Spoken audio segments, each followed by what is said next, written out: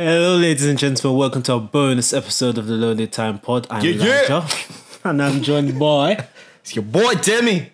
That sounds so bad. We should cut that out. Yes, we should. It's Demi, isn't it? Yes, it's Demi. What's wrong with you? I don't know. It's too much slushies because we just got back from watching Loki. Black Widow, not Loki. Bro, This guy is, I don't know what's wrong with this guy, bro. I'm in another dimension right now, bro. He's been in the quantum zone for a bit long. During the movie of Black Widow, not Loki, Black Widow, I was drifting in and out. He was falling asleep. This guy always falls asleep during films. It's the last arc. I was just like, it wasn't bad or anything. It's just, mate, I was feeling it. I'm sorry. I let you down. But yes, we're here to talk about Black Widow and give our thoughts on it. Yeah, so this is going to be heavy spoilers from the get-go because we can't bother to omit information. So if you have not watched Black Widow, go back, watch Black Widow and come back. And we might do some spoilers for Falcon and the Winter Soldier as well. And maybe some other stuff. So go make sure you're up to date with all the Marvel stuff. Just in case. Brace yourself. Yeah, yes. yeah. So, how should we do this? Let's talk about the plot, I guess. What plot? What plot, you know? No. I mean, it was okay. On the timeline where this takes place, it takes place just after Captain America Civil War, where all the Avengers were beefing, and Captain America is on the run, and so is Natasha, Black Widow. She's on the run too. Everyone else on Captain America's side is in prison, but they don't show them or anything. At the beginning, she's being chased by Colonel Ross, and she basically escapes, makes a fool out of them, and escapes really. And this is just about her. Well, it starts off with a flashback, actually, doesn't it? Yeah, it does. There's a it starts off in a backstory where she's, seems like with her parents and stuff, and then in a nice little home. Then they realize, snap, they need to leave now. Yeah, her and her sister, and her parents. Yeah, surrogate parents essentially, and a adoptive sister. What is that? What they call it? Yeah, I guess so. So then they're on the run and they manage to escape by the skin of their teeth, and then we come back to the present day where we don't know if the mother is alive or what happened to the sister or anything like that. Yeah. Then So when they had to escape, they had to go back to basically the KGB or whoever they work for. Some Russian man. So Natasha and her sister got put back into the program, the Black Widow program, and it comes back to the present day, and she's on the run, and while she's hiding, this guy gives her like a caravan and stuff like that, and she gets a package from someone and she doesn't know who it is. She doesn't know what's in it. She doesn't look at it. And what happened is that I think before that, the sister, you see the sister grown up, and she's chasing someone. So chasing a woman. She's a Black Widow. She's got the suit and everything. And there's some other Black Widows, and they're chasing this person, and they nearly catch her. But then this girl sprays some red smoke in her face, and then she just like snaps out of it. She just becomes like normal, and she's like, what the hell's going on? And she just kind of puts two and two together because she was obviously being mind controlled in some way. And then she basically sent these, she took the vials, these red vials that had the antidote stuff from the mind control cure with her, and sent it to Natasha, who didn't know about it, but she just had this package. And then she's driving to get more petrol for her flipping generator, and kaboom, and then boom, she gets shot with like some next rocket launcher. Yeah. She's like, what the hell? And she somehow survives this. She's got armor, and she survives, and then Taskmaster comes out. So what did you think of Taskmaster? I just thought some generic cyborg, some mercenary, some cyborg like mercenary. It was just like, it reminds me of Raiden in Metal Gear Solid.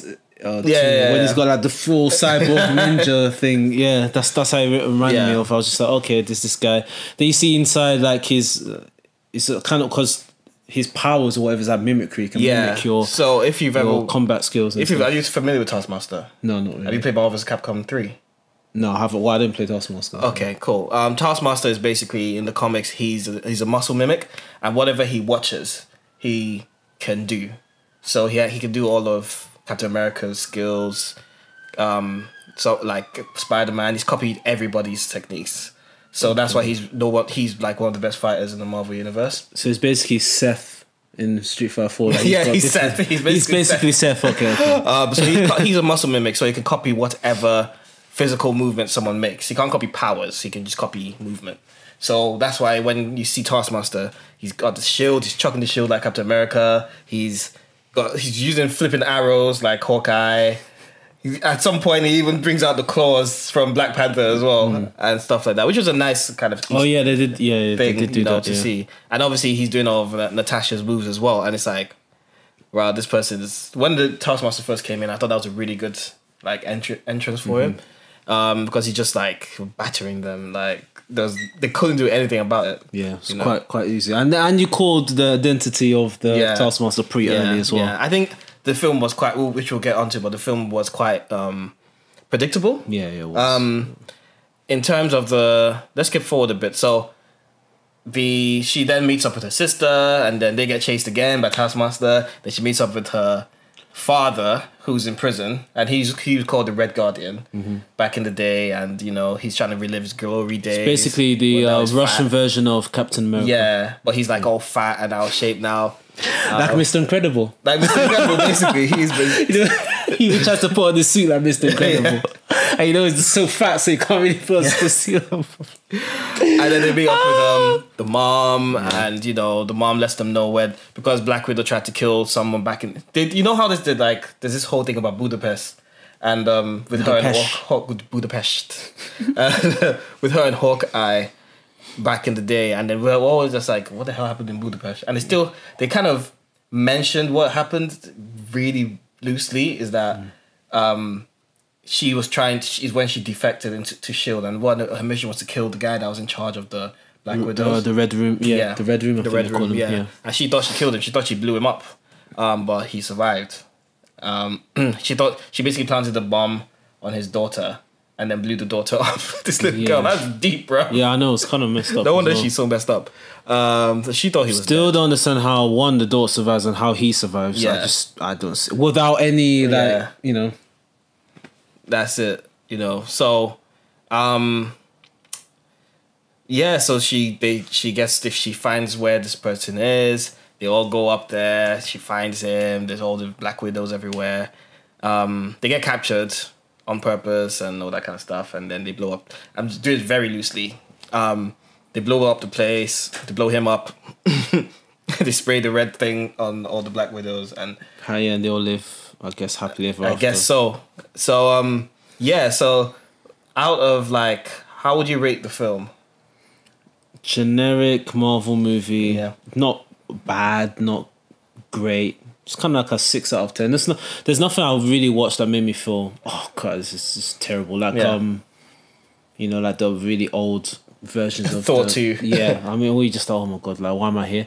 It didn't make me feel like Aquaman when I was just like, oh my god, like boring. It wasn't boring, if you know what I mean. It was decent action, okay, decent plot, just basic plot. It just feels a bit out of place. Yeah. To add Black Widow now, when if you've watched the whole Endgame. If you've watched, you should have watched it by now. If you haven't, man, whatever. You know what I mean? Like, she's dead, so why do this? Why bring this out? Why do this now? When it doesn't really have anything to do with, apart from the post credits, which we'll talk about in a bit, doesn't really have anything to do with the continuation of this current phase. Yeah. So why do it? But, yeah. So it seemed a bit, kind of like you said, out of place. It's all right. I think I'm being kind, giving it a 6, but I think I'll give it a 6 as well. Because I think the beginning of the film was much better than the rest of the film. Because it had more action. Like when she was fighting Taskmaster the first time, I was like, yeah, there's some sick that was really good. The action was great there. When she was fighting her sister in that room as well, that was really cool. But when you introduce like the dad again, the dad comes back. The dad doesn't really do anything. Red Guardian, he really doesn't. do anything. and the way it's so weird how his personality is so different to from the flashback to present day. Like I had to really remember, is this the same guy? Like you could just tell by his beard that he was him, but he was so different. It's the same as for the mom as well. The mom had a American accent in the flashback, but then in the modern time she's Russian. I guess it's because they were trying to pretend. They were playing to the characters a bit much as well. So that's all things. It's a bit weird. It's a bit weird. But yeah, the plot, right.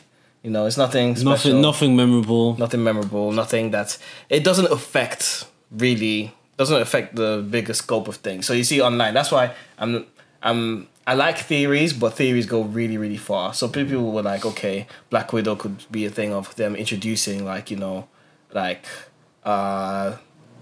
call it? Weapon X and stuff like that. And it's like, okay, I understand how you put the pieces together, but it's probably not because Black Widow, I don't think Black Widow was ever meant to be a really huge film. So No. It would be kind of a waste to put something so important in Black Widow. So the plot was just kind of basic to me. The twists, any twists?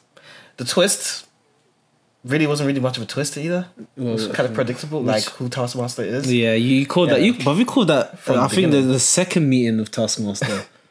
Like when he was chasing the sisters, I think he called out.